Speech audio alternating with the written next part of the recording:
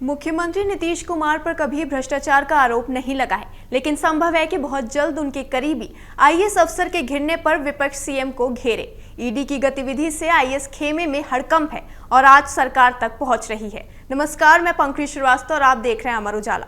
बिहार में बहुत बड़ा हंगामा होने वाला है। केंद्र में सत्तारूढ़ राष्ट्रीय जनतांत्रिक गठबंधन के महत्वपूर्ण घटक जनता दल यूनाइटेड को केंद्र की एक एजेंसी के कारण असहजता हो रही है।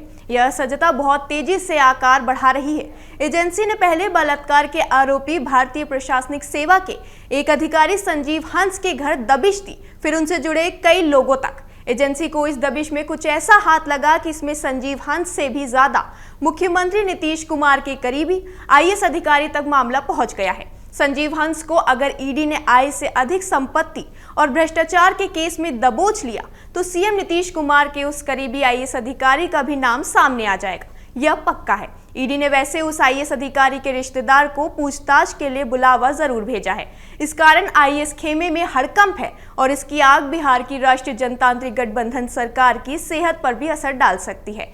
राष्ट्रीय जनता दल के नेता आईएएस संजीव हंस के मामले में इसलिए चुप है क्योंकि केस की शुरुआत राष्ट्रीय जनता दल के विधायक रहे गुलाब यादव से हुई थी।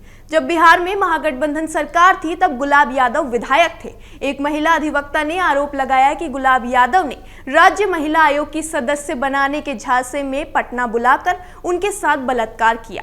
महिला के अनुसार जब उसने पुलिस में शिकायत करने की बात कही तो शादी का झांसा देकर मांग में सिंदूर भी डाल दिया। फिर लंबे समय तक जब इस रिश्ते को मान्यता नहीं दी तो पुणे और दिल्ली के होटल में बुलाकर फिर संबंध स्थापित किया। इस बार आईएएस संजीव हंस ने भी महिला से बलात्कार किया।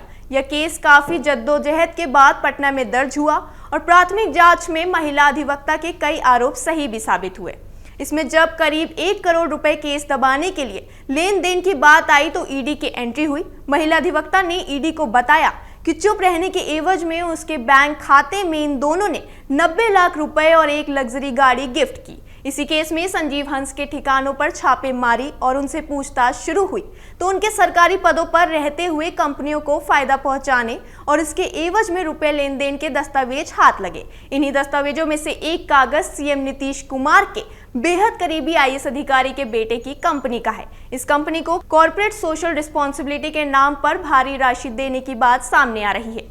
ईडी ने इसी आधार पर आईएएस के बेटे को बुलावा भेजा है। पहला नोटिस मिल चुका है, नहीं जाने के कारण अब दूसरा जारी होने वाला है। हालांकि ईडी औपचारिक तौर पर इस बारे में कुछ भी कहने को तैयार नहीं है।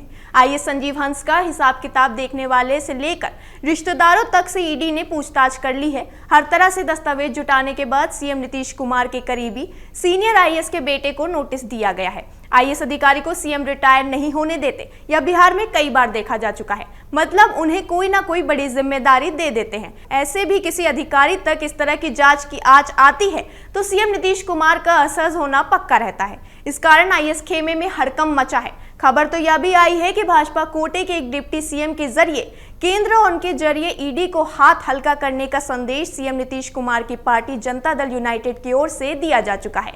इस कथित संदेश के बावजूद कुछ संभलता नहीं दिख रहा।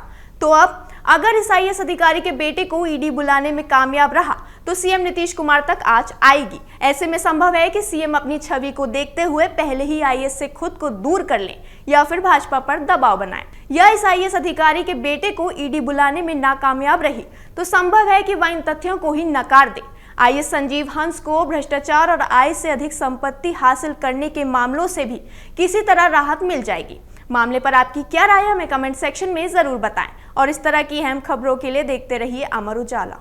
अगर आप ये वीडियो YouTube पर देख रहे हैं तो हमारे चैनल को सब्सक्राइब करें और बेल आइकन को दबाना ना भूलें। अगर आप Facebook पर ये वीडियो देख रहे हैं तो हमारे पेज को लाइक करें।